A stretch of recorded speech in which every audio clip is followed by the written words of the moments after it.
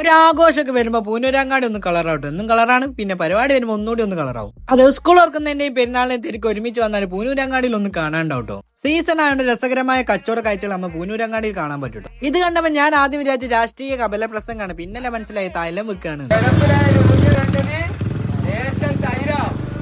എവിടെ നോക്കിയാലും തിരക്കാട്ടോ, മെയിൻ ആയിട്ട് സ്കൂൾ ഓർക്കുന്നതിന്റെ തിരക്കന്നെ കേട്ടോ.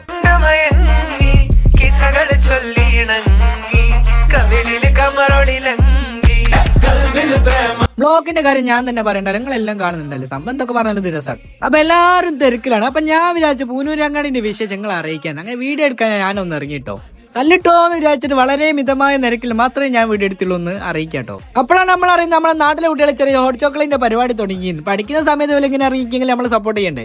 ഇവര് ചോക്ലേറ്റും കേക്ക് ഒന്നിനൊന്നും മെച്ചമുണ്ട്. പൂനൂരങ്ങാടി കേൾക്കുന്ന എനിക്ക് കഴിക്കാൻ മറക്കണ്ട, പമ്പിന്റെ അടുത്താട്ടോ സ്ഥലം. അങ്ങനെ നമ്മൾ പൂനൂരങ്ങാടിയിലെ തിരക്കും കണ്ട് വീണ്ടും നടന്നിട്ടു. ഇതൊക്കെ കാണിക്കാൻ ഞാൻ തന്നെ വേണ്ട, എന്താ അല്ലേ ചെയ്യും.